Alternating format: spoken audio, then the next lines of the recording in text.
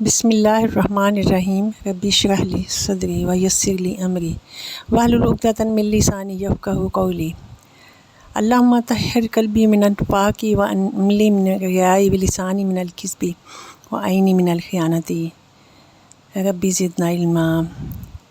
اے اللہ تعالیٰ ہمارے علم میں اضافہ فرما اور ہماری یہ ایفرٹ قبول فرما، ہمیں قرآن کی صحیح سمجھ دے۔ یہ آج تعوذ جو ہے اعوذ باللہ من الشیطان الرجیم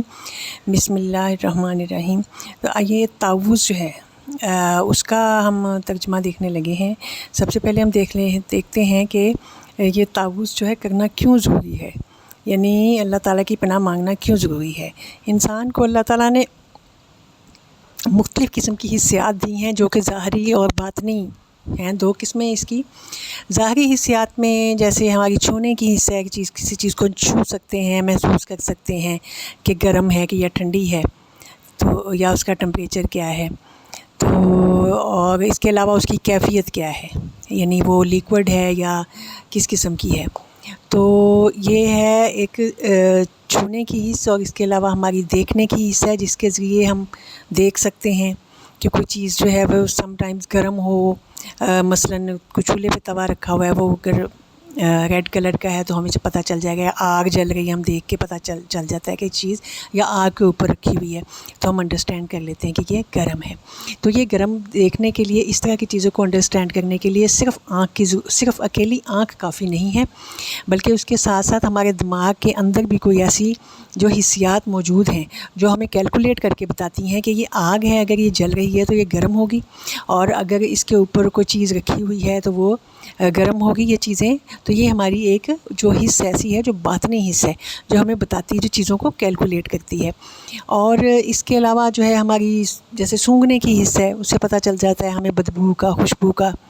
تو اس کے علاوہ محسوس کرنے کی حص ہے، ہوا چلتی ہے تو ہمیں محسوس ہوتا ہے، یہ محسوس کرنے کی حص ہے۔ یعنی اس طرح ظاہری حسیات ہیں اللہ تعالیٰ نے دی ہوئی، اور باطنی حسیات ہیں کہ جس سے ہم چیزوں کو سوچتے ہیں۔ مثلا سوچ جو ہے یا جذبات جو ہیں، مطلب کوئی بھی ہمارے اوپر کوئی ذرا سا ہمیں کوئی زیادہ خوشی ہوتی ہے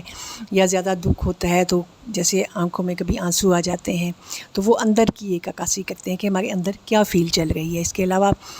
جو ہے دکھ کی الگ فیل ہوتی ہے، خوشی کی الگ فیل ہوتی ہے۔ پھر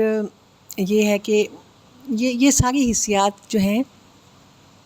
یہ اللہ تعالیٰ کی ودیت کرتا ہیں، جنہیں بروئے کار لا کر ہم زندگی کے مختلف کام سر انجام دیتے ہیں، زندگی کے مختلف معاملات میں فیصلے کرتے ہیں ہم کہ، اور زندگی کے ڈفرینٹ جو پرابلمس ہیں ان کو سولو بھی ہم کرتے ہیں۔ تو یہ والی حسیات ہیں جن کو اللہ تعالیٰ نے ہماری مدد کے لیے دیا ہوا ہے۔ لیکن ان تمام حسیات جو ہیں، ان کا جو رخ ہے، ان کی جو سمت ہے وہ ہمارے نفس کی طرف ہے، اور ہمارے نفس کی طرف اسی حساب سے کہ ہم ان کا استعمال اپنے جو اندر ہے، اپنی جو ہمارے جذبات ہیں یا اپنی جو خواہشات ہیں،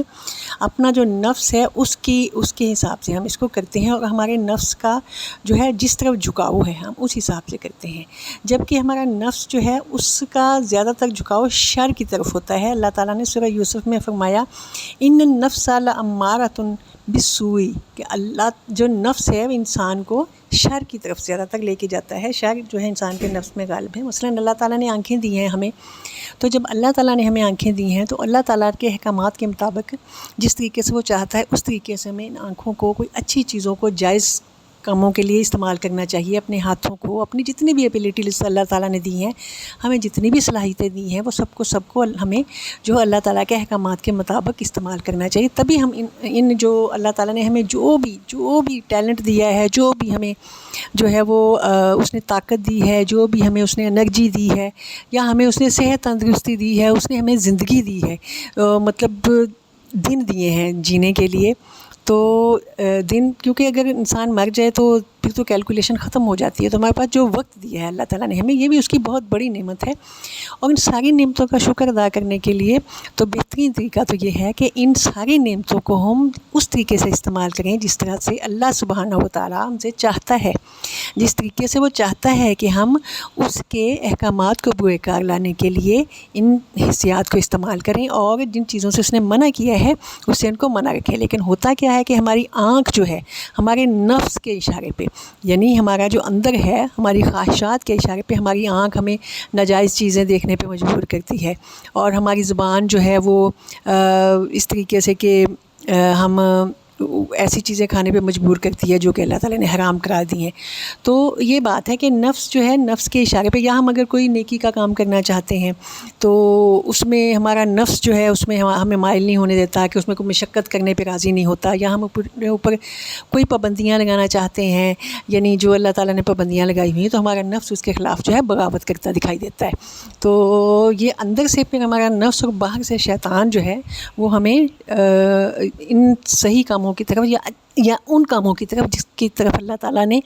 ہمیں جو ہے وہ جس کا ہمیں حکم دیا ہے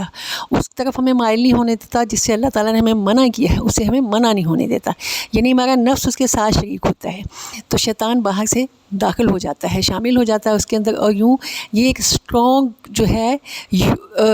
بانڈ بن جاتا ہے۔ یہ اسٹرانگ بانڈ جو وہ یوں سمجھے کہ ہماری جو فیٹ ہے، ہماری جو قسمت ہے، اور ہمارا جو انجام ہے، جو فلاح ہے، جس کے متعلق اللہ تعالیٰ نے فرمایا ہے کہ فلاح پائیں گے جو لوگ، اس کے خلاف یہ کام کرنا شروع کر دیتا ہے۔ تو اس بانڈ سے بچنے کا بہترین طریقہ یہ ہے کہ ہم ایسی طاقت کی پناہ میں چلے جائیں جو کہ الٹیمیٹ پاور ہے، یعنی جس کا کوئی مد مقابل نہیں ہے، جس کا کوئی جواب نہیں ہے، وہ اللہ تعالیٰ کی طاقت ہے، اللہ تعالیٰ کی پاور ہے۔ تو اگر ہم اس کی پناہ حاصل کر لیں گے تو ہمیں کوئی بھی ہمیں نقصان نہیں پہنچا سکے گا۔ اس لیے ہمیں چاہیے کہ جب بھی ہم کوئی نیک کام کرنے کا ارادہ کریں، ہم قرآن پڑھنے کی کوشش کریں، ہم قرآن پڑھیں تو ہم اس بات کی کوشش کریں کہ شیطان کو اس راستے سے دور کر دیں، اور ہم کوئی بھی نیک کام کرنے کی کوشش کریں، زیادہ تر کوشش کریں کہ ہم تعوذ پڑھتے رہیں، ہم اللہ تعالیٰ کی پناہ میں جو ہے وہ اپنی اس کی پناہ ہر وقت طلب کرتے رہیں۔ تو یہی ہمارے لیے بہترین ہے، گھر میں داخل ہونے سے پہلے، سفر سٹارٹ کرنے سے پہلے، یعنی کہیں بھی ہر جگہ شیطان جو ہے وہ اپنے پنجے جو ہے وہ گاڑ کے بیٹھا ہوا ہے، وہ اپنے جال پھیلا کے بیٹھا ہوا ہے، اور ہمارا نفس اس کے ساتھ شامل ہو جاتا ہے۔ ہمیں ہر جگہ اللہ تعالیٰ کی پناہ کی ضرورت ہے۔ تو اس کے بہترین طریقہ یہ ہے کہ اعوذ باللہ من الشیطان الرجیم پڑھا جائے۔ تو یہ بیک گراؤنڈ تھا جس کی بنا پر یہ آج کا ہمارا جو ہے یہ سبق